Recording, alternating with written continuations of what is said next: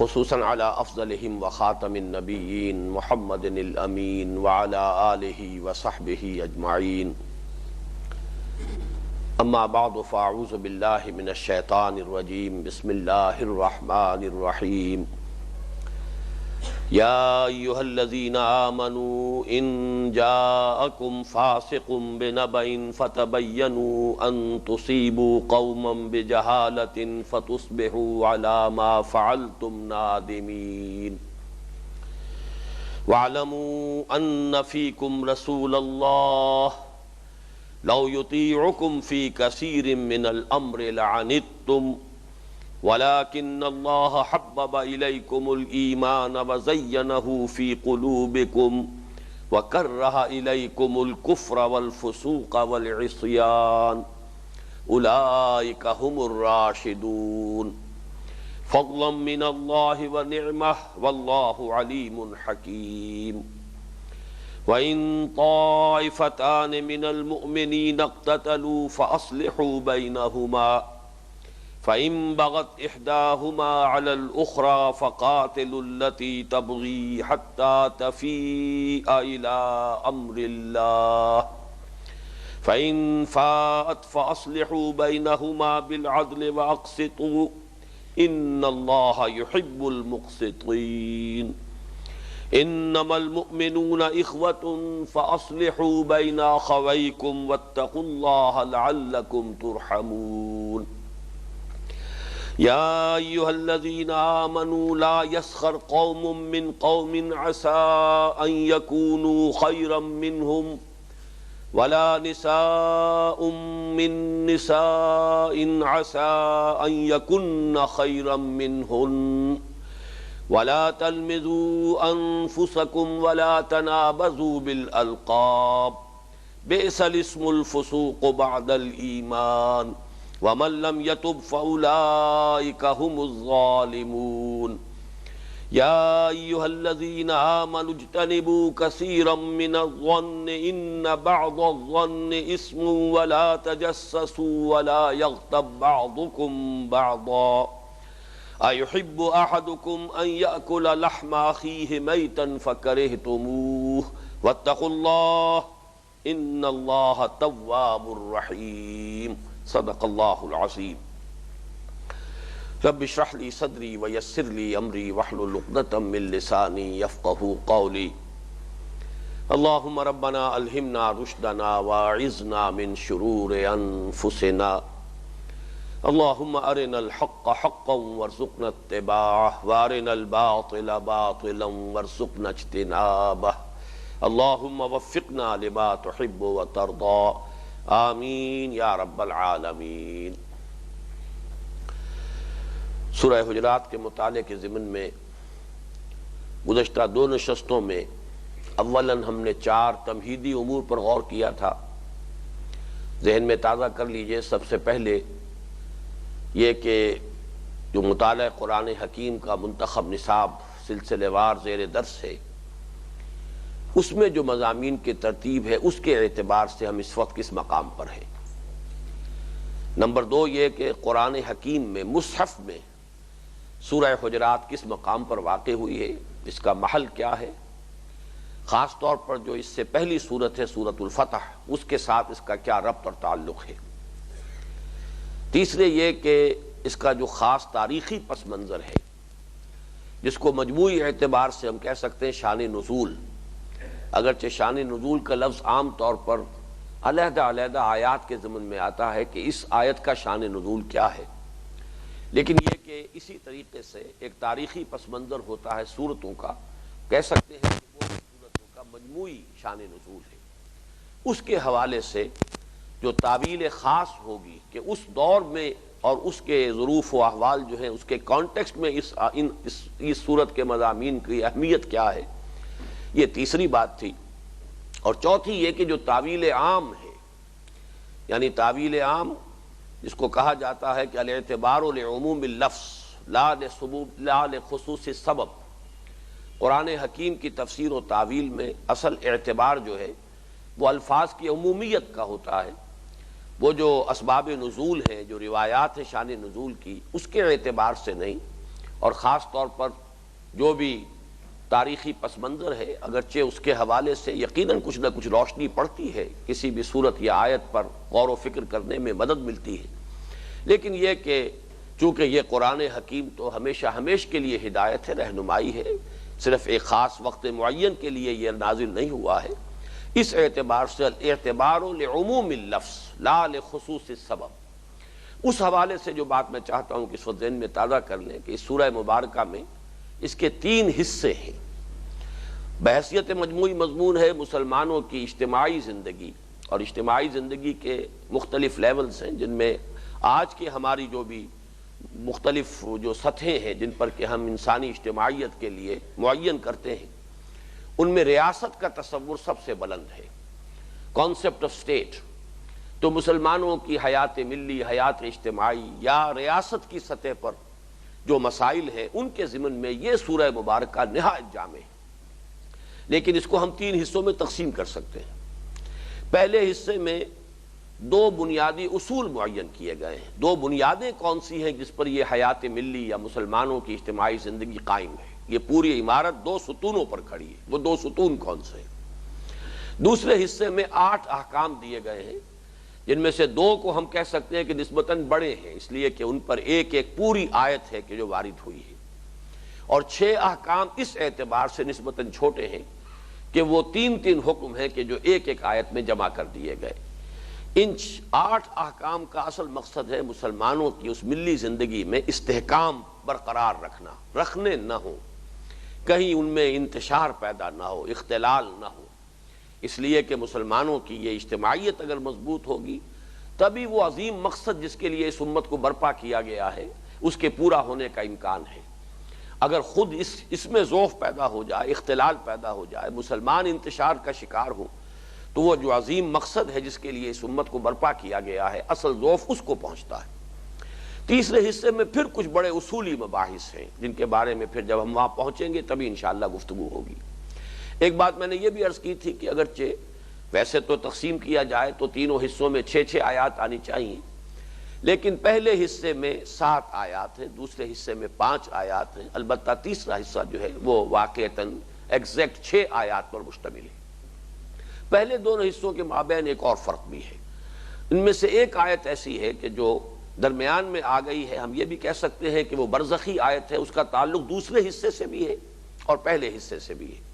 لیکن کچھ ربط مضمون کے اعتبار سے محسوس ہوتا ہے کہ وہ درمیان میں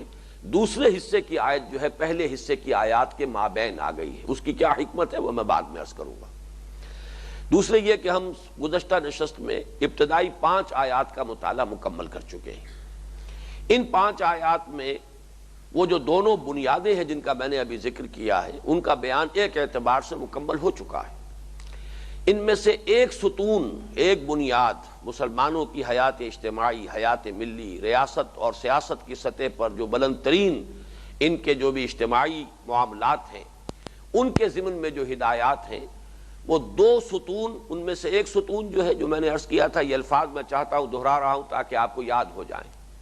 ایک کا تعلق ہے قانون اور دستور کے ساتھ، اور اس میں ظاہر بات ہے کہ گفتگو ہوگی عقل اور منطق کے اعتبار سے، اس لیے کہ قانون قانون ہے۔ قانون میں تو ہندی کی چندی جو ہے وہ نکالی جاتی ہے، بال کی کھال اتاری جاتی ہے۔ معاملات ایسے ہوتے ہیں کہ قانون کا اطلاق جب ہوتا ہے انسانی معاملات پہ تو ذرا سے فرق کے ساتھ زمین و آسمان کا فرق واقع ہو جاتا ہے۔ لہذا قانونی اور دستوری معاملات، ان میں جو اصل مخاطب ہے وہ انسان کی عقل اور اس کی منطق کی صلاحیت ہے، استدلال، استنباط، استخراج۔ البتہ دوسری بنیاد جو ہے وہ تہذیبی اور ثقافتی ہے، اور اس میں خطاب جو ہے وہ جذبات اور احساسات کے ساتھ ہے۔ ان میں سے پہلی جو آیت ہے وہ اصل میں پہلی بنیادی جو بات ہے، پہلا ستون ہے، اس پر ایک آیت کفایت کرتی ہے۔ یا ایھا الذین آمنوا لا تقدموا بین یدی اللہ ورسولہ واتقوا اللہ ان اللہ سمیع علیم۔ ایک سوال پیدا ہو سکتا ہے کہ اتنی اہم بات جو ہے وہ تو صرف ایک آیت میں کہی گئی، جبکہ اس حصے میں جو میں نے عرض کیا ہے کہ اگر 7 آیات ہیں تو بقیہ 6 آیات کا تعلق جو ہے وہ دوسری بنیاد سے ہے۔ اس کا سبب کیا ہے؟ وجہ یہ ہے کہ جہاں تک اس پہلی بات کا تعلق ہے، اللہ کی اطاعت، اس کے رسول کی اطاعت، یہ وہ چیز ہے جو قرآن مجید کے ہر صفحے پر موجود ہے۔ یہ تو توحید کا وہ منطقی تقاضا ہے، ایمان کا بنیادی تقاضا ہے۔ اس کو تو اتنی مرتبہ ریپیٹ کیا گیا، مکی صورتوں میں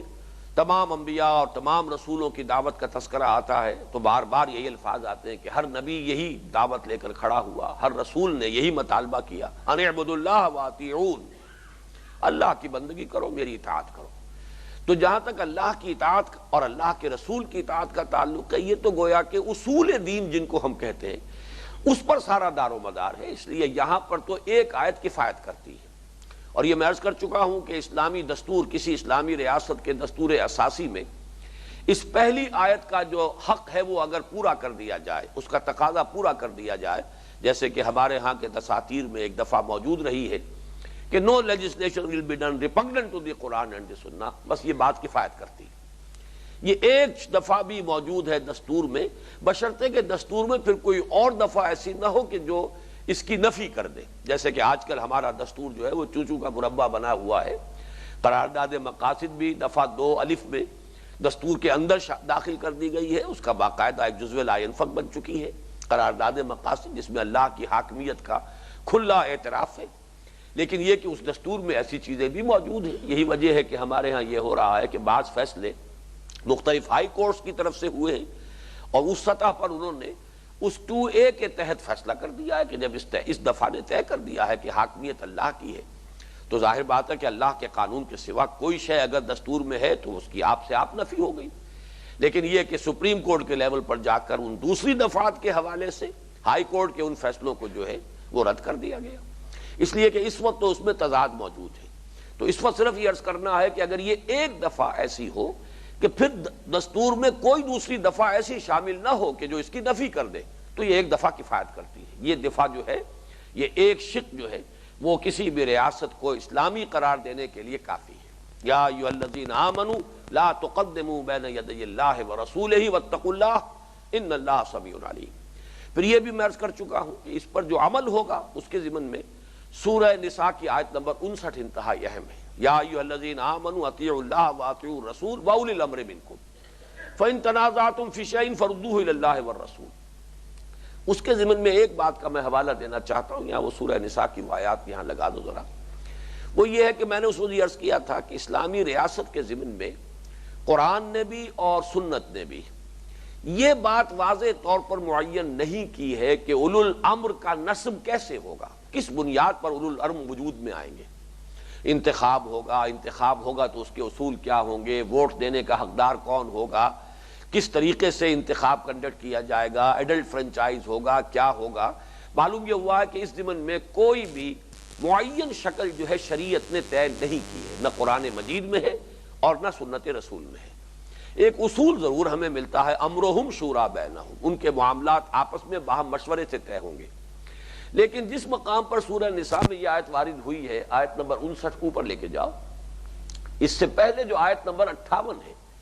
اس میں ایک اخلاقی ہدایت موجود ہے کہ اولو الامر کیسے وجود میں آئیں گے۔ ان اللہ یامرکم ان تؤدوا الامانات الی اہلھا واذا حکمتم بین الناس ان تحکموا بالعدل ان اللہ نعم ما یعظکم بہ ان اللہ کان سمیعا بصیرا۔ اللہ تعالیٰ تمہیں یہ حکم دیتا ہے کہ امانتیں ان کے اہل لوگوں کے حوالے کرو۔ معلوم ہوا کہ امرہم شورا بینہم یہ بھی ایک اصول ہوا، اور یہ کہ یہ مناصب، یہ ذمہ داریاں، یہ منصب جو ہیں ان کے بارے میں دیکھا یہ جانا چاہیے کہ کون ان کا اہل ہے۔ یہ بہت بڑی امانت ہے لوگوں کے پاس، لہذا اس کا فیصلہ کرتے ہوئے کوئی خیانت نہیں ہونی چاہیے، بلکہ امانت ان کے اہل لوگوں کے حوالے کی جانی چاہیے۔ تو یہ اصول تو دیے گئے ہیں، لیکن اس سے آگے بڑھ کر کوئی طریقہ معین نہیں ہے شریعت میں کہ یہ اولو الامر کیسے ان کا نصب ہوگا، کیسے ان کا عزل ہوگا، آیا کسی خلیفہ کو پھر معزول بھی کیا جا سکتا ہے یا نہیں کیا جا سکتا، آیا اس کا ایک مرتبہ نصب ہو جانا لائف لانگ ہے، پوری زندگی کے لیے ہے، پوری ان کی حیات دنیاوی تک وہ سلسلہ جاری رہے گا، یا یہ کہ اس کا کسی خاص معین وقت تک کے لیے یہ معاملہ طے ہوگا۔ یہ ساری چیزیں ہیں کہ جو چھوڑ دی گئیں کہ جیسے جیسے تمدن کا ارتقاء ہو، جیسے جیسے سوشل ایولیوشن کا پروسیس آگے بڑھے، ان دو بنیادی ہدایات کے مطابق بہتر سے بہتر صورت جو ہے اس کو اختیار کرنے کی گنجائش موجود رہے۔ اگر اس وقت کسی ایک طریقے کو معین کر دیا جاتا تو گویا کہ وہ مثال وہی ہو جاتی جو میں نے آپ سے عرض کیا تھا کہ چینیوں میں سنا ہے یہ کہ یہ رواج تھا کہ چونکہ ان کے ہاں نسوانی حسن کا یہ بھی ایک لازمی حصہ سمجھا جاتا تھا کہ پاؤں چھوٹے ہونے چاہیے عورت کے، لہذا بچپن میں ہی لوہے کا جوتا پہنا دیتے تھے تاکہ پاؤں بڑھے ہی نہ۔ اگر یہ بات کہیں اس وقت طے کر دی جاتی 1400 برس قبل کہ حکومتیں کیسے بنیں گی، اولو الامر کا نصب و عزل کیسے ہوگا، خلیفہ کیسے چنا جائے گا، کیسے منتخب کیا جائے گا، وہ پوری زندگی کے لیے ہوگا یا کسی معین عرصے کے لیے، وغیرہ وغیرہ، یہ چیزیں اگر اس وقت طے کر دی جاتی تو ایک تو یہ کہ اس وقت کے جو حالات تھے ظاہر بات ہے کہ اس کی مناسبت ہی سے کوئی بات طے کی جاتی، اس سے آگے بڑھ کر بڑی چھلانگ لگا دینا جس کے لیے کہ ابھی جو اس کے تقاضے ہیں اس ماحول میں پورے نہ ہو سکتے ہوں، یہ بھی خلاف حکمت ہوتا، اور اگر اس کو معین کر دیا جاتا اس وقت کے ظروف و احوال کی مناسبت سے تو گویا کہ اب اس سوشل ایوولوشن کے جو نتائج اور ثمرات ہیں ان کو اس میں انکارپوریٹ کرنے کا امکان ختم ہو جاتا۔ بہرحال اس حد تک میں نے دوبارہ گفتگو کی ہے اس حصے سے متعلق کہ جو دستور اور قانونی بنیاد ہے اسلامی ریاست کی، مسلمانوں کی حیات ملی کی، اس پر تو ایک آیت کفایت کرتی ہے۔ البتہ جہاں تک دوسری بات ہے اس کے بارے میں چاہتا ہوں کہ اگرچہ آیات کا تو ہم نے ترجمہ کر لیا تھا اور یہ مضمون پھر آج بھی دوبارہ دہرا کر آئے گا 2 آیات میں جو 7ویں اور 8ویں آیات ہیں سورہ مبارکہ کی، لیکن یہ کہ اس کی اصل بنیاد جو ہے وہ ہے کیا، یہ بات تو واضح کی جا چکی ہے کہ یہ حضور کا ادب، حضور کا احترام، حضور کی تعظیم، یہ در حقیقت ہماری ثقافت اور تہذیب کو ایک خاص بنیاد فراہم کرتی ہے۔ لیکن اس میں ہو سکتا ہے کہ بعض جو ریشنلسٹ قسم کے ذہن ہیں ان کے ذہنوں میں یہ اشکال پیدا ہو اور وہ اس کو قبول کرنے کے لیے آمادہ نہ ہو، تو میں چاہتا ہوں کہ اس پر مزید گفتگو ہو جائے کہ اصل میں اگر آپ جائزہ لیں گے تو انسانی تمدن کی یہ بھی ایک ضرورت ہے، انسان میں صرف عقل نہیں ہے، جذبات بھی ہیں، اور کوئی بھی نظام اجتماعی محض عقلی بنیادوں پر قائم نہیں رہ سکتا، اس کے ساتھ کوئی نہ کوئی اس کے لیے جذباتی بنیاد بھی ہونی چاہیے۔ اس حوالے سے ہم دیکھتے ہیں کہ اس دور میں بھی ہیرو ورشپ، یہ لفظ جو ہے ہمارے نزدیک پسندیدہ لفظ نہیں ہے، لیکن میں چاہتا ہوں کہ کسی بات کی حقیقت کو بیان کرنے کے لیے لفظ وہ استعمال کیا جائے کہ جو ایک دفعہ جو ہے چونکا دے انسان کو۔ یہ ہیرو ورشپ جو ہے یہ انسانی اجتماعیات کی ایک ضرورت کے طور پر تسلیم کی گئی ہے۔ کوئی شخصیت ایسی ہونی چاہیے جس کی عظمت کا جو سکہ ہے وہ قائم ہو، رائج ہو، جس کا کہ بڑا نقش ہو لوگوں کے احساسات میں، ان کے قلوب میں، ان کے جذبات میں، وہاں آ کر زبان بند ہو جاتی ہو، اس سے آگے جو ہے لوگ بات نہ کریں۔ کوئی نہ کوئی ایسی شخصیت، پھر اس سے ایک جذباتی لگاؤ، ایک ہے عقلی لگاؤ، ایک ہے منطقی لگاؤ، ایک ہے ان کی بات جو بھی وہ حکم دے دیں گے ہم مان لیں گے، ایک ہے کہ اس سے آگے بڑھ کر ان کے نقش قدم کی پیروی کرنا، ان کا اتباع کرنا، ان کے حرکات و سکنات کی نقالی کرنا، یہ ہے کہ جو محبت کی بنیاد پر ہوتا ہے۔ یہ چیزیں اگر ہوں گی، کسی بھی شخصیت کے ساتھ یہ تعلق اگر ہوگا جذبات کے اور احساسات کا، تو معاشرہ جو ہے وہ مربوط رہے گا، مستحکم رہے گا۔ یوں سمجھیے کہ اگر ہم دائرے کی مثال لیں تو جیسے کہ میں نے پہلے واضح کیا تھا کہ اس دائرے کا جو سرکمفرنس ہے وہ تو ہے اللہ اور اس کے رسول کے احکام، اس سے آگے تو آپ تجاوز نہیں کر سکتے، لیکن دائرے کا ایک مرکز بھی ہے، وہ مرکز کوئی مرکزی شخصیت فراہم کرتی ہے۔ کوئی انسان، وہ جو اقبال کا ایک مجھے مصرع یاد آ رہا ہے کہ شعر ہے، خوگرے پے کرے محسوس تھی انسان کی نظر، مانتا پھر کوئی اندیکھے خدا کو کیوں کر، وہ کسی اور کانٹیکسٹ میں لائے ہیں، لیکن پہلا مصرع ذہن میں رکھیے کہ خوگرے پے کرے محسوس تھی انسان کی نظر۔ انسان کی ایک نفسیاتی کیفیت ہے، چاہے اس کو اس کی کمزوریوں میں شمار کر لیا جائے، جیسے قرآن مجید نے انسان کی اور بھی بہت سی طبعی کمزوریوں کا ذکر کیا ہے، خلق الانسان من عجل، انسان جلد بازی اس کی سرشت میں شامل ہے، انسان کے اندر عجلت پسندی جو ہے یہ تو گویا کہ اس کی سرشت میں موجود ہے، پیدا ہی کیا گیا ہے عجلت پسندی کے ساتھ۔ یا خلق الانسان ضعیفا، انسان کی تخلیق ہوئی ہے ضعیفی کے ساتھ، ضعف ہے اس کے اندر، مختلف پہلو ہیں، مختلف مواقع پر میں نے ان آیات کا حوالہ دیا ہے۔ اسی طریقے سے یہ سمجھیے کہ کوئی ایک مرکز ملت جس کو آپ کہیں، کوئی مرکزی شخصیت، اس کے ساتھ جذباتی وابستگی اگر ہوگی تو گویا کہ وہ مرکز کی حیثیت ہے اس دائرے کی، اور اس کی محبت شیرازہ بندی کرے گی اس اجتماعیت کی، ان کو اس اجتماعیت کو مستحکم رکھے گی۔ یہ شخصیت ہے در حقیقت کہ جو محمد الرسول اللہ صلی اللہ علیہ وسلم کی شخصیت مبارکہ کی صورت میں ہمارے ہاں موجود ہے۔ میں جیسا کہ عرض کر رہا تھا کہ چونکہ یہ انسانی اجتماعیت کی ایک ضرورت ہے تو دوسروں کو تو باقاعدہ شخصیتیں گھڑنی پڑتی ہیں، ہیرو بنانے پڑتے ہیں، ہیرو تراشنے پڑتے ہیں۔ می تراشت فکر ما ہردم خدا بندے دیگر، کوئی نہ کوئی ہیرو ہونا چاہیے۔ میں مثالیں دے رہا ہوں، مثلا گاندھی کی عظمت، گاندھی کی محبت، یہ 50-50 فٹ اونچے جو ہے مجسمے بنائے جا رہے ہیں، ہر چوک میں مجسمہ لگا، کیوں، کس لیے؟ سوچئے، آخر دور ہے یہ 20ویں صدی کا دور ہے، ریشنلزم کا دور ہے، اس دور میں آخر اس کی ضرورت کیا ہے؟ کوئی ضرورت ہے انسان کی جس کے لیے کہ یہ سارے پاپڑ بیلے جا رہے ہیں؟ خرچ ہوتا ہے، اہتمام کرنا پڑتا ہے۔ آپ ہندوستان میں چلے جائیے، چوکوں میں گاندھی کے مجسمے لگے ہوں گے، نہرو کے لگے ہوں گے۔ پھر یہ کہ مادی اعتبار سے جدلی مادیت کا فلسفہ، اور مادیت جو ہے اپنے فلسفے کے اعتبار سے اپنی انتہا کو پہنچی ہے، وہ روس کا جو نظام تھا۔ لیکن آپ کو معلوم ہے لینن کی شخصیت، اسٹالن کی شخصیت، ان کی عظمت کا جو ہے ایک نقش قائم کرنا، اور بچپن ہی سے بچوں کے اذہان پر، ان کے شعور پر، ان کے تحت الشعور کے اندر جو ہے ثبت کر دینا کہ ان کی عظمت کا ایک نقش قائم ہو جائے، ان کے ذہن کی بالکل زیریں سطح کے اوپر قائم ہو جائے۔ چین میں ماؤ زے تونگ کے ساتھ جو معاملہ ہوا، تو معلوم ہوتا ہے کہ یہ انسان کی ایک ضرورت ہے، بغیر کسی ضرورت کے یہ کام نہیں ہو رہا ہے۔ لیکن جیسا کہ میں نے عرض کیا، دوسروں کو تو اس کے لیے بت تراشنے پڑے، معاذ اللہ ثم معاذ اللہ، اس لفظ کا اطلاق حضور پر نہ کیجیے گا۔ حضور کی شخصیت فی الواقع اتنی بلند ہے، اتنی عظمت والی ہے، اتنی اس میں رفعت شان ہے کہ خود بخود ہمارے ہاں حضور صلی اللہ علیہ وسلم کے ساتھ ایک جذباتی لگاؤ، ایک محبت، یہ احساسات و جذبات کے درجے پر آپ کے ساتھ ایک تعلق جو ہے، یہ گویا کہ اس امت کی شیرازہ بندی میں بڑا فیصلہ کل رول پلے کرنے والی شے ہے۔ اس کی اہمیت کو آپ ہرگز اپنے نزدیک جو ہے، چاہے بعض مزاج ہوتے ہیں اقلیت پسند، لیکن اس اقلیت پسندی کی وجہ سے اس اہمیت میں کہیں کمی آنے نہ دیجیے۔ اسی سے بات سمجھ میں آئے گی کہ کیوں یہ کہا گیا کہ لا ترفعوا اصواتکم فوق صوت النبی ولا تجہروا له بالقول کجہر بعضکم لبعض ان تحبط اعمالکم وانتم لا تشعرون۔ اہل ایمان اپنی آوازوں کو نبی کی آواز سے بلند نہ کرو، اور ان سے باہم جس طرح آپس میں بلند آوازی سے کلام کر لیتے ہو، گفتگو کر لیتے ہو، ایسے ہی کہیں ان کے ساتھ نہ کر بیٹھنا، مبادا تمہارے سارے اعمال، ساری نیکیاں جو ہیں اکارت ہو جائیں، حبط ہو جائیں، معدوم کے درجے میں ہو جائیں، اور تمہیں پتہ بھی نہ چلے۔ اس لیے کوئی گناہ کبیرہ تو تم نے کیا ہی نہیں کہ تمہیں کوئی اس پر جو ہے احساس ندامت ہو اور تم اس کے بارے میں غور و فکر کرو کہ یہ مجھ سے کیا ہو گیا۔ بظاہر تو اس میں کوئی معاملہ ایسا نہیں ہے، نیت میں بھی آپ کے کوئی ایسی بات نہیں تھی کہ آپ حضور کی توہین کرنا ہی چاہتے ہیں، لیکن غیر ارادی طور پر بھی، غیر شعوری طور پر بھی اگر یہ معاملہ ہو گیا ہے تو در حقیقت یہ مسلمانوں کی حیات ملی کی ایک پوری بنیاد کو ڈھا دینے کے مترادف ہے۔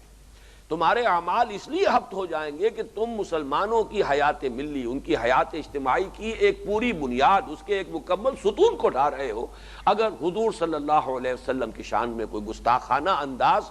تمہیں بغیر کسی توہین کی نیت کے بھی اگر تم سے سرزد ہو گیا، تو یہ اصل میں معاملہ ہے جو میں چاہتا تھا کہ آپ اچھی طرح سمجھ لیں۔ اس میں ہمارے ہاں غلام احمد پرویز صاحب کے بارے میں ذرا میں وضاحت کر دوں کہ انہوں نے حضور کو اپنی زندگی میں تو مرکز ملت مانا، حضور اپنی حیات دنیاوی کے دوران مرکز ملت تھے، آپ کی اطاعت بھی فرض تھی، آپ کا حکم ماننا بھی لازم تھا، آپ کی محبت بھی لازم تھی، لیکن یہ کہ اب آئندہ جو ہے یہ مرکز ملت جو ہے وہ تو قائم ہوگا، ملت جو ہے اس کا ہر دور کے اندر جو بھی اس کا رہنما ہوگا، جو بھی قائد ہوگا، وہ مرکز ملت ہوگا، اور جب بھی کبھی اسلامی ریاست بالفعل قائم ہو جائے گی، اس ریاست کو گویا کہ قائم مقام ہونے کی حیثیت حاصل ہو جائے گی نبی اکرم صلی اللہ علیہ وسلم کے قائم مقام بحیثیت مرکز ملت۔ لہذا اس کے بعد پھر حضور صلی اللہ علیہ وسلم کے احکام بھی وہ رد کر سکے گا وہ ادارہ جو ہے اسلامی ریاست۔ یہ چیز ایک بہت بڑی گمراہی ہے، اس لیے کہ اس کے جو نتائج نکلتے ہیں اس پر غور کیا جائے کہ یہ مرکز ملت جو ہے یہ تو پھر بدلتا رہے گا، اور پھر یہ کہ ایک ہی وقت میں ہو سکتا ہے کئی مرکز ملت ہو۔ آج 55 یا 56 کے قریب مسلمان ممالک ہیں، ان کا اپنا اپنا ایک نظام ہے، اور یہ کہ مختلف قوموں میں مختلف قائدین ابھرے ہیں، اور ان قائدین کے ساتھ ان کی محبت بھی ایک فطری بات ہے۔ اگر نہ ہو قائد اعظم کے ساتھ اگر محبت نہ ہوتی مسلم لیگیوں کو اور مسلم لیگ کے ورکرز کو، تو یہ کیسے گاڑی آگے چلتی، یہ تحریک کیسے کامیاب ہوتی؟ اگر اسی طریقے سے سیوکارنو صاحب کے ساتھ محبت نہ ہوتی اس کے ہم وطنوں کو، تو آزادی کی جد و جہد جو ہے اس کے لیے کیسے قربانیاں دیتے؟ مصطفیٰ کمال پاشا کی محبت، اتا ترک ترکوں کے والد کی حیثیت سے، جیسے ہم بابائے قوم کہتے ہیں قائد اعظم کو، ایسے ہی وہ عطا ترک ہیں، ترکوں کے باپ ہیں۔ تو معلوم ہوا کہ پھر تو بیک وقت کئی مرکز ملت رہیں گے، اور اگر وہ تعلق جو ہے وہ احساسات اور قلبی محبت کا وہ بھی اسی طریقے سے مختلف مرکزوں پر مربوط اور مرکوز ہوتا رہا تو امت کی وحدت تو ختم ہو جائے گی۔ پھر وہ ثقافتی جو ہے وہ ایک ہم آہنگی جو ہے پوری امت کی وہ برقرار نہیں رہے گی۔ پھر یہ کہ ہر دور میں کوئی نہ کوئی قائد ابھرے گا، کوئی عظیم شخصیت ابھرے گی۔ اب اگر ان کی شخصیت جگہ لے لیتی ہے اپنے اس مرکز محبت ہونے کے اعتبار سے بھی، حضور کی جگہ پر اگر وہ شخصیت آ جاتی ہے تو اس سے بھی پھر یہ کہ وہ تسلسل برقرار نہیں رہے گا امت کے اندر۔ اور واقعہ یہ ہے کہ میں یہ سمجھتا ہوں کہ یہ بھی ایک اعجاز ہے، اعجاز اصل میں اس اعتبار سے کہ بہت غیر معمولی بات ہے۔ جس قدر محبت اور عظمت محمد الرسول اللہ صلی اللہ علیہ وسلم کی مسلمانوں کے قلوب میں، ان کی نفسیات میں، ان کے احساسات میں، چاہے ایک انسان بے عمل ہے لیکن یہ کہ محبت، قلبی محبت، احساسات کا معاملہ، وہ کسی بھی جو بھی توہین رسالت کا مرتکب ہو اس کی جان لینے کے لیے آدمی تیار ہو جائے گا، جیسے کہ ہوا ہے، غازی علم الدین شہید نے کیا ہے، چاہے وہ خود کوئی پریکٹسنگ مسلمان تھے یا نہیں تھے، اس سے کوئی تعلق نہیں۔ لیکن یہ کہ یہ جو احساس ہے یہ برقرار رہا ہے، اور اس احساس کی وجہ سے، بلکہ مجھے ایک شعر یاد آ رہا ہے علامہ اقبال کا، یہ زائرین حریم مغرب ہزار رہبر بنے ہمارے، ہمیں بھلا ان سے واسطہ کیا جو تجھ سے نہ آشنا رہے۔ ظاہر بات ہے کہ حضور صلی اللہ علیہ وسلم کے ساتھ جس کا تعلق ہو، ہمارے دلی محبت کا معاملہ اس کے ساتھ اتنا ہی زیادہ ہو جائے، جس کو جتنا بعد حاصل ہو قلبی محبت جو ہے اس سے اسی درجے میں کم ہو جائے۔ گویا کہ ہمارا پیمانہ یہ ہو جائے قلبی محبت کا کہ جو جتنا قریب ہے محمد سے صلی اللہ علیہ وسلم وہ ہمارے دلوں سے بھی اتنا ہی قریب ہو، جو جتنا دور ہو حضور سے صلی اللہ علیہ وسلم ہمارے دلوں سے بھی اتنا ہی دور ہو۔ وقتی طور پر ضرورت ہے، ضرورت کے مطابق تو ظاہر بات ہے غیر مسلموں کے ساتھ بھی کوئی روابط ہوتے ہیں، کوئی کاروبار ہے تو کاروبار میں غیر مسلموں کے ساتھ بھی لین دین ہو جائے گا۔ اسی طریقے سے کسی وقت کسی مسلمان قوم کی کسی بہبود کے لیے کسی ایسے شخص کے ساتھ بھی کام کیا جا سکتا ہے کہ جس کو وہ تعلق خاطر جو ہے عملی اعتبار سے یا جذبات و احساسات کے اعتبار سے محمد الرسول اللہ صلی اللہ علیہ وسلم کے ساتھ نہ ہو، لیکن یہ کہ یہ ایک معیار برقرار رہنا چاہیے، اور معیار یہی رہنا چاہیے کہ یہ زائرین حریم مغرب ہزار رہبر بنے ہمارے، ہمیں بھلا ان سے واسطہ کیا جو تجھ سے نہ آشنا رہے۔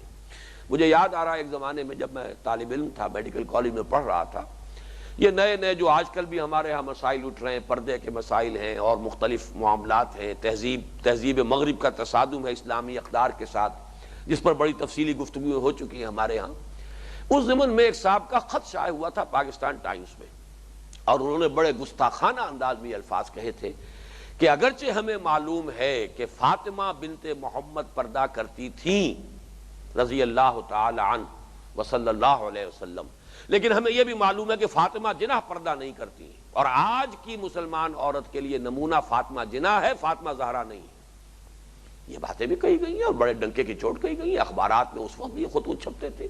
اب تو خیر جو کچھ ہو رہا ہے وہ بہت اس سے آگے نکل گیا، لیکن یہ کہ یہ باتیں سامنے آتی ہیں۔ تو اس معیار کو برقرار رہنا چاہیے کہ محبت کا مرکز، وہ مرکز ملت دائم اور قائم ہے، وہ محمد عربی ہیں صلی اللہ علیہ وسلم۔ اس میں بھی واقعہ یہ ہے کہ علامہ اقبال اس اعتبار سے ایک بڑی ہی منفرد شخصیت ہے۔ انہوں نے بارہا کہا میں ہندو ہوں، برہمن زادہ رمز آشنائے روم و تبریز است، میں تو برہمن زادہ ہوں، لیکن یہ کہ روم و تبریز کے جو بھی علوم ہیں اور ان کے جو بھی نظریات ہیں ان سب کو جاننے والا، پہچاننے والا ہوں، اور یہ بھی ہے کافر ہندی ہوں میں، دیکھ میرا ذوق و شوق، لب پہ درود و سلام، دل میں درود و سلام، یا صلاۃ و درود، یہ مختلف مجھے ذہن بھی پورا یاد نہیں ہے کہ میں کافر ہندی ہوں، لیکن میری کیفیت دیکھو کہ میری محبت کا مرکز جو ہے محمد عربی ہے، حالانکہ نسلی طور پر تو کوئی تعلق نہیں۔ اس کے باوجود یہ کہ ایمان کا تقاضا، اسلام کی مصلحتوں کا تقاضا، اس امت کی مربوط ہونے کا تقاضا، اس ملت کے استحکام کا تقاضا یہ ہے کہ محبت کا مرکز محمد عربی صلی اللہ علیہ وسلم رہے، اور آپ کے ساتھ یہ جذباتی تعلق جو ہے، یہ قلبی رشتہ جو ہے، یہ گویا کہ ہمارے تہذیب، ہماری ثقافت کو ایک خاص رنگ میں ڈھال دینے والی شے ہے، اور اس میں تسلسل رہتا ہے، کنٹینیوٹی جو ہے، کلچرل کنٹینیوٹی، ورنہ ہر دور میں ایک نئی کوئی قیادت ہوتی، نیا مرکز ملت ہوتا، اسی رنگ میں لوگ رنگے گئے ہوتے، تو یہ تسلسل کہاں رہتا ہمارے ہاں ثقافت کا۔ اور یہ ہر دور میں جیسا کہ آج کا ہے مختلف جگہوں میں، اس لیے کہ ایک نظام ہمارا سیاسی تو صرف 30 برس تک رہا، یا یہ کہ اس کے بعد بھی آپ کہہ سکتے ہیں کہ بنو امیہ کے جو ہے 90 برس اور تھوڑا سا وقفہ درمیان میں رہا ہے، حضرت عبداللہ ابن زبیر رضی اللہ تعالی عنہما کی حکومت علیحدہ رہی ہے، لیکن باقی جو ہے تقریباً 90 برس جو بنو امیہ کے وہ بھی وحدت رہی ہے ملت کی، ایک ہی نظام حکومت تھا۔ اس کے بعد سے تو پھر آج تک وہ وحدت ملی تو وجود میں نہیں آئی، بلکہ علامہ اقبال جو کہ وحدت ملی کے سب سے بڑے ہدی خواں ہیں، سب سے بڑے علمبردار ہیں، سب سے بڑے پرچارک ہیں، اپنے خطبات میں انہیں ماننا پڑا ہے کہ اس وقت تسلیم کیے بغیر چارہ نہیں ہے کہ ہمارے ہاں ایک ملت موجود نہیں ہے، بلکہ مختلف مسلمان اقوام ہیں اس وقت دنیا میں، مسلمان ممالک ہیں، مسلمان اقوام ہیں۔ یہ ممالک کی حد بندیاں تو پھر اب ہو رہی ہیں جو مختلف شکلیں بن گئی ہیں، لیکن یہ کہ اقوام ہیں، ممالک ہیں، وہ واحد ملت جو ہے، ملت واحدہ وہ کہاں ہے؟ وہ تو نہیں ہے۔ تو بڑی عملی بات کہی ہے خطبات میں علامہ اقبال نے کہ سرے دست تو اگر ایک common wealth of Muslim nations بھی وجود میں آ جائے تو بہت بڑی بات ہوگی۔ یہ مسلمان اقوام کا کوئی کامن ویلتھ، کوئی ایک ادارہ تو ہو جس میں یہ مل بیٹھے، ان میں کوئی باہمی مشورے کا نظام قائم ہو جائے، یہ بھی بہت بڑی بات ہوگی سر دست اگر ہو جائے۔ علامہ اقبال کو فوت ہوئے، آپ کو معلوم ہے 38 سے اب یہ کتنے 54 برس تو ہو چکے، لیکن یہ کہ تاحال تو ابھی اس کی طرف بھی کہیں کوئی آثار نظر نہیں آ رہے۔ انہوں نے کہا تھا یہ بھی ہو جائے تو بہت بڑی بات ہوگی۔ بہرحال اس درجے میں جو ہمارا جو مختلف جو مباحث اس وقت تک آ چکے ہیں ان میں نوٹ کر لیجئے، کنکلوڈ کیجئے۔ مسلمانوں کی حیات ملی، حیات اجتماعی، اس کے دو ستون ہیں، دو بنیادیں ہیں۔ ایک ستون قانونی اور دستوری، یہ عقل اور منطق اس کے مخاطب ہیں،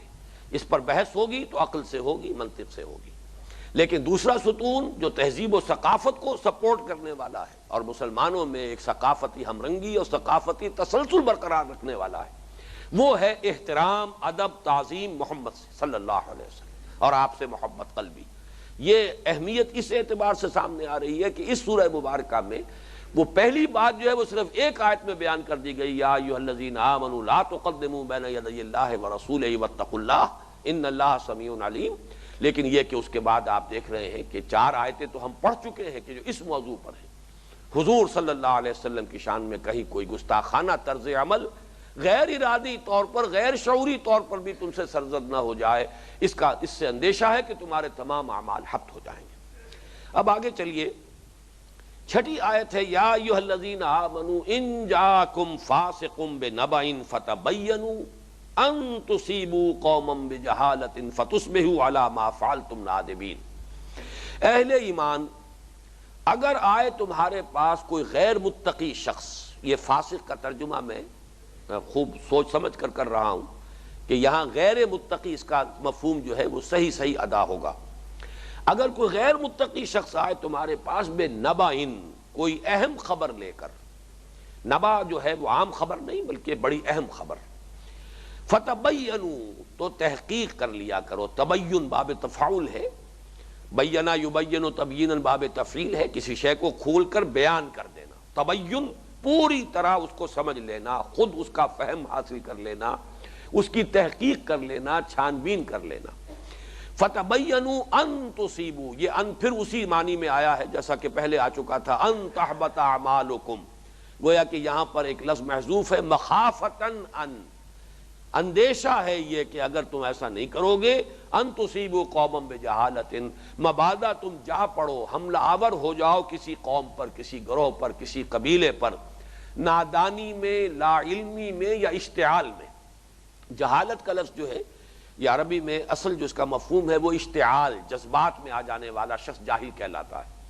اردو میں یہ لفظ آیا ہے تو اس کے معنی ان پڑھ کے ہیں، عربی زبان میں ان پڑھ کے لیے لفظ جاہل نہیں ہے بلکہ اکھڑ آدمی، درست مزاج آدمی، مشتعل مزاج آدمی،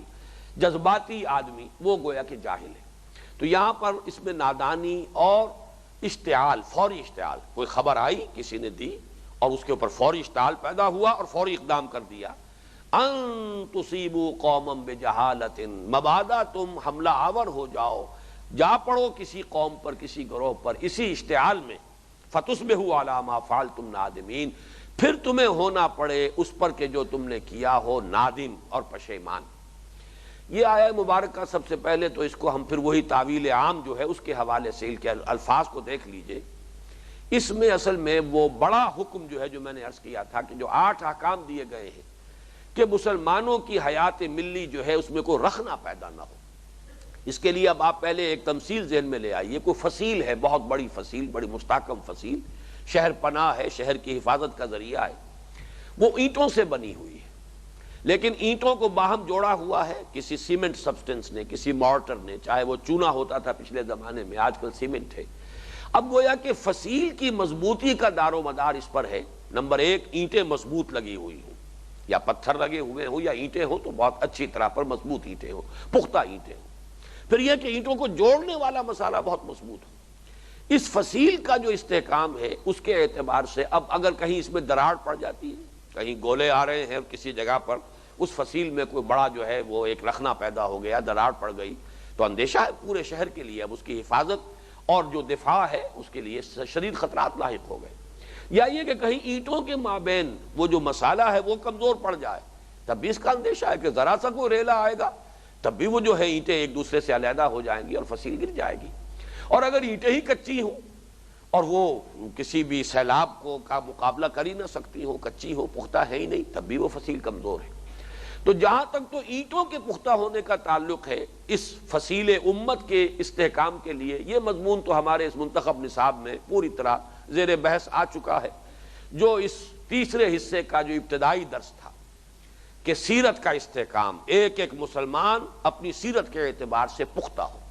خام ہے جب تک تو ہے مٹی کا ایک انبار تو، پختہ ہو جائے تو ہے شمشیر بے زنہار تو. اس پر تو ہمارا درس اول تھا اس تیسرے حصے کا. اب یہ اینٹوں کو باہم جوڑ کر رکھنا، کوئی ایسی شے کہ جو 2 اینٹوں کے درمیان تعلق کو کمزور کر دے، وہ گویا کہ پوٹینشلی اس پوری فصیل کے لیے خطرہ ہے اور خدشہ ہے. اس اعتبار سے احکام آئیں گے کہ مسلمانوں کے دلوں کو پھاڑ دینے والی باتیں، ان کی جو ہے 6 چیزوں کی نشاندہی کہی گئی، جنہیں میں نے کہا ہے چھوٹی چیزیں ہیں نسبتاً، وہ آگے آئیں گی. اور فصیل میں کوئی بڑی دراڑیں پڑ جائیں تو اس کے لیے 2 حکم آ رہے ہیں. پہلا حکم یہ ہے کہ افواہوں پر کبھی بھی کوئی اقدام نہ کیا جائے جب تک کہ پوری طرح تحقیق نہ کر لی جائے. افواہوں کی بنا پر بسا اوقات بڑے بڑے فتنے کھڑے ہو جاتے ہیں. محض افواہ پر کوئی اقدام کر لیا گیا، کسی نے آ کر کوئی خبر دی کسی قبیلے کے بارے میں مصروف ماحول میں کہ فلاں قبیلہ تو تیاری کر رہا ہے اور حملہ آور ہوا چاہتا ہے. اب آپ نے پری ایمپٹ کیا کہ بجائے اس کے کہ وہ حملہ آور ہو، چلو ہم پہلے جا کر جو ہے پہلے ہی سے سد باب کریں، ہم حملہ کر دیں. بعد میں اگر فرض کیجئے معلوم ہوا کہ وہ تو خبر ہی غلط تھی، اگر کوئی غارت گری ہو گئی ہے، اگر کوئی خون بہہ گیا ہے، تو کس درجے افسوسناک معاملہ ہو جائے گا. یہ ہے اصل میں افواہوں کا معاملہ، جس میں کہ حدیث میں ایک بڑی پیاری حدیث آتی ہے کہ جو واقعہ یہ ہے کہ اس موضوع پر بہت ہی بلاغت کے ساتھ حضور نے فرمایا ہے کہ کفا بالمرء کذبا ان یحدث بکل ما سمع. کسی انسان کے جھوٹے ہونے کے لیے یہ بات بہت کافی ہے کہ جو کچھ وہ سنے اسے آگے بیان کر دے. اس کو اس لیے کہ اسی سے در حقیقت جو ہے افواہیں پھیلتی ہیں، جس کو آپ کہتے ہیں کہ لوگ زبانوں سے بات لے رہے ہیں، آپ سے سنی بات اور فوراً اس کو آگے پہنچا دیا، اس پر کوئی غور نہیں کیا، سوچا نہیں، اس کی تحقیق نہیں کی، اور وہ پھیلتے پھیلتے جنگل کی آگ کی طرح جو ہے وہ خبر مشہور ہو گئی. یہ مسلم شریف میں بھی روایت موجود ہے اور سنن ابی داؤد میں بھی روایت موجود ہے. حضور نے فرمایا کفا بالمرء کذبا ان یحدث بکل ما سمع. کسی شخص کے جھوٹے ہونے کے لیے محض یہ کافی ہے کہ جو سنے آگے بیان کر، یعنی اس کی ذمہ داری ہے کہ پہلے تحقیق کرے، مبادا ایک غلط بات کے آگے پھیلانے میں وہ بھی ذریعہ بن جائے. ایک غلط بات کے آگے پھیلنے میں اگر وہ ذریعہ بنا ہے تو گویا کہ جھوٹ کی اشاعت میں چاہے اس کی نیت تھی چاہے نہیں تھی وہ بھی ذریعہ بن گیا ہے. گویا کہ اس جھوٹ کو اس نے پھیلایا ہے، اس اعتبار سے اس جھوٹے ہونے کا اطلاق اس پر بھی ہو جائے گا. کفا بالمرء کذبا ان یحدث بکل ما سمع. اس میں ایک واقعہ بھی بیان ہوا ہے، اگرچہ مولانا امین حسن اصلاحی صاحب نے اس پر کافی جرح کی ہے، ویسے بھی چونکہ وہ صحاح ستہ کی روایت نہیں ہے، یہ تفسیری روایات میں بعض اوقات واقعتاً کمزور روایات بھی آ گئی ہیں، اور اس میں ظاہر بات ہے کہ محدثین نے اسی لیے اتنی محنتیں کی ہیں، چھان پھٹک کی ہے، تحقیق و تفتیش کی ہے، اور تمام جو ہے راویوں کے حالات کی تحقیق کی ہے، پھر سند جو ہے وہ متصل ہے نہیں ہے، یہ سارے انہوں نے آخر یہ ساری مشقتیں اسی لیے کی ہیں، اور پھر درجہ بندی ہو گئی ہے. تو یہ اصل میں صحاح کی روایت نہیں ہے، لیکن واقعے سے چونکہ یہ واقعہ ایسا ہے کہ جو اگر وہاں ویسے بھی کسی غلط طریقے پر بھی مشہور ہو گیا ہو تو اس سے اس آیت کے مفہوم پر ایک روشنی پڑتی ہے، اور اس آیت میں جو حکم وارد ہوا ہے اس کی اہمیت اجاگر ہوتی ہے۔ اس لیے مفسرین نے اس قسم کی روایات کو جو ہے بیان کر دیا ہے، اس میں زیادہ چھان پھٹک کی ضرورت محسوس نہیں کی ہے۔ حضرت ولید ہے ایک صحابی، اور یہ عقبہ ابن ابی معیط جو بہت ہی کٹر دشمن تھا حضور کا، ابو جہل کے قریب ترین ساتھیوں میں سے ہیں، اس کے بیٹے حضرت ولید۔ جیسے ابو جہل کے بیٹے اکرمہ رضی اللہ تعالی عنہ، وہ جب ایمان لائے ہیں تو پھر انہوں نے جہاد اور قتال میں پھر جو سرفروشی کے مظاہرے کیے ہیں، وہ تو باپ اپنی جگہ ہے، بیٹے کا معاملہ اپنا ہے، ہر شخص کے لیے وہی کچھ ہے کہ جو اس نے کمایا ہو۔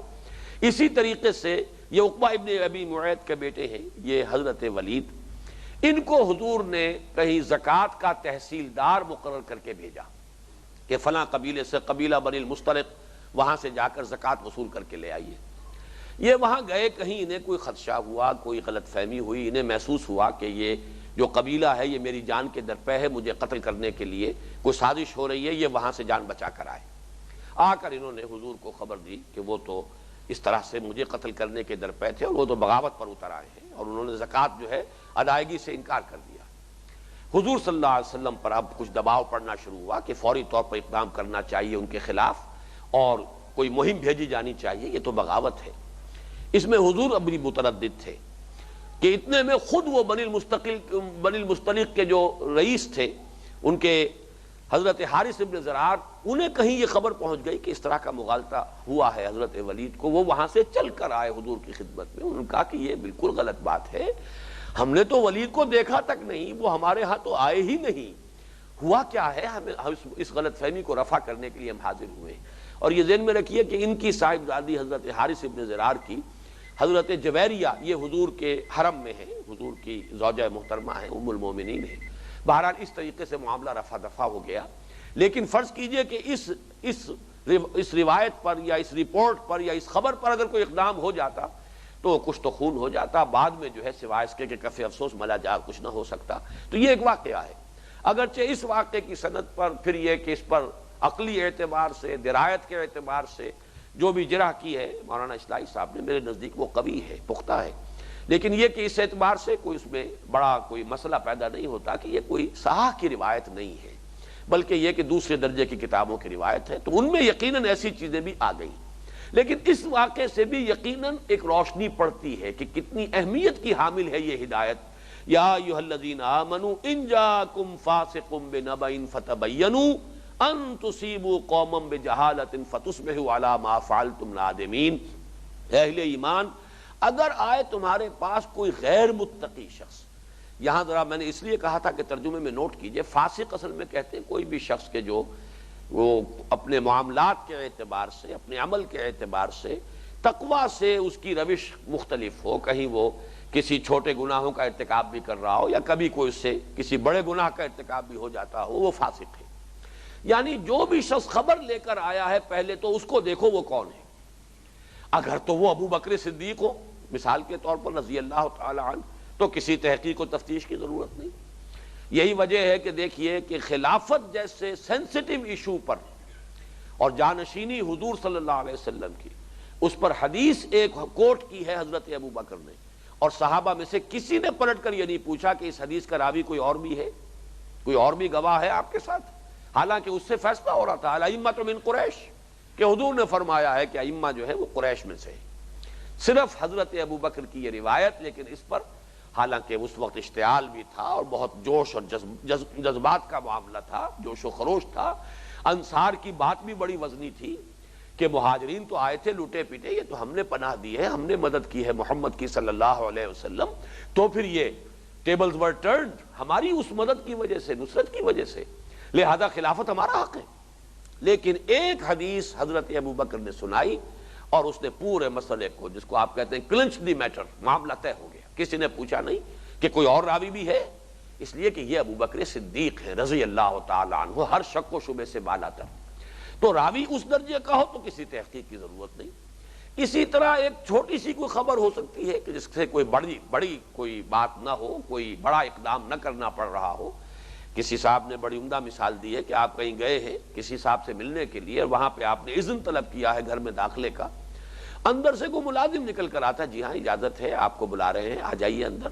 اب یہاں پر بھی آپ دیکھنے لگ جائیں کہ یہ شخص جو ہے متقی بھی ہے کہ نہیں ہے، اس کی دی ہوئی خبر پر میں عمل کروں نہ کروں تو زندگی کا کاروبار ٹھپ ہو کر رہ جائے گا، پھر یہ کہ گاڑی چلی نہیں سکتی، قدم قدم پر رکیں گے۔ تو نبائن اہم خبر جس پر کہ کوئی اقدام کیا جانا ہو، کوئی فیصلہ کیا جانا ہو، کوئی بڑی جو بات ہے وہ طے ہونی ہو، تو ان دونوں الفاظ کو نوٹ کیجئے، ان جاکم فاسقم بنبائن فتبینوا۔ اب یہ فعل امر ہے، لازم ہے تحقیق کرو، تفتیش کرو، اچھی طرح چھان پھٹک لو، پوری طریقے سے ویریفائی کر لو، ان تصیبوا قوما بجہالۃ، مبادا تم جا پڑو کسی قوم پر نادانی میں یا اشتعال میں، فتصبحوا، اور پھر ہونا پڑے تمہیں علی ما فعلتم نادمین، جو کچھ کہ تم نے کیا ہو اس پر نادم اور پشیمان۔ بارک اللہ لی ولکم فی القرآن العظیم ونفعنی وإیاکم بالآیات والذکر الحکیم۔